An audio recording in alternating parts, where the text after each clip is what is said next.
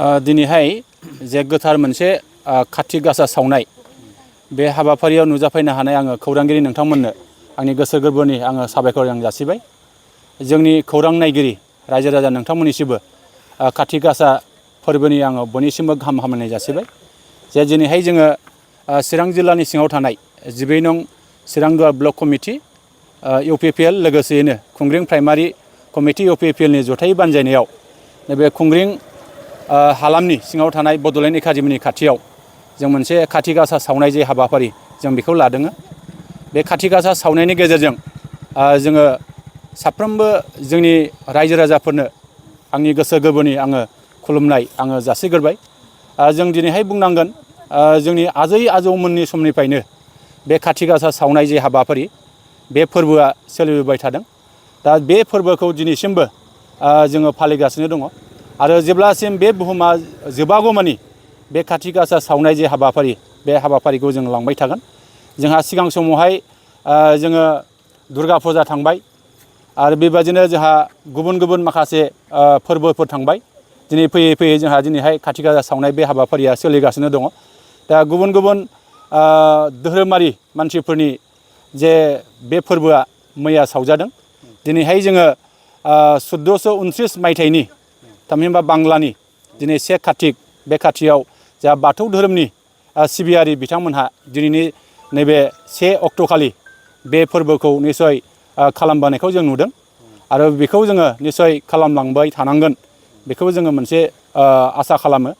आरो जोङो आसा खालामदों नैबे हाबाफारिनि गेजेरजों जोंनि नैबे मावबाय थानाय दासिमाव जोंनि आबाद सोलिफुबाय थानाय बे सोलिफुबाय थानायखौ जोङो माब्रैहायबा मोजां जानो हायो, माब्रैहायबा जोङो फिथाइ थायहोनो हायो, बे मिजिं आरो आसाखौ लानानै दिनैहाय नैबे बेलासे बेलासे जोंनि आइजो माहारिया जे दुगैस्रां लोबस्रां खालामनानै जे आखाइयाव थाव खुन आरो गनसा खानायाव खानजं थेबनानै गाव गावनि माइ फोथाराव थांनानै आइजो माहारिया बे माइनि सायाव एसे बुग्लेमनाय एसे ओरै बिलिरनाय बेखिनि खालामनायखौ जों नुबोदों। आजै आजौमोननिफ्रायनो जों बेखौ मोनबोदों आरो बेयो मोनसे जोंनि जारिमिनारि मोनसे फोरबो होननानै जोङो मिथिगौ।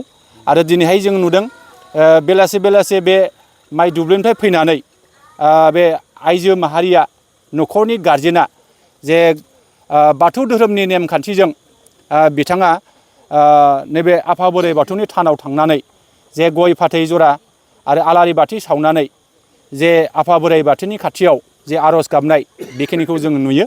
आरो बेजों लोगोसे आर'ज गाबखांनायनि उनावहाय जे जोंनि नैबे बाथौ थानजों लोगोसे जा नमा न' मोखाङाव जा माइ बाख्रि मोखाङाव आरो जा गलिनि मोखाङाव बेबादि नैबे आलारि बाथि सावनाय आलारि बाथि फोजोंनाय बे हाबाफारिखौ जोङो नुबोबाय थादों।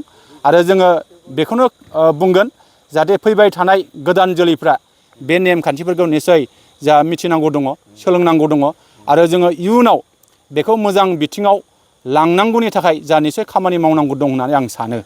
आङो नैबे हाबाफारिनि गेजेरजों आङो बेखौनो खावलायनो लुबैदों गोदान जोलैफोरनिसिम जे गोदान जोलैफ्रा दा गावसोर जेरैबायदि बायदि बिथिङाव जे जावरिखांनाय बेखौ लाबोनांगौमोन, नाथाय जोङो दिनैहाय गोबां बायदि बायदि माखासे समाज बेरेखा हाबायावसो जोङो बेबायदि गोग्लैसोनायखौ जों नुदों।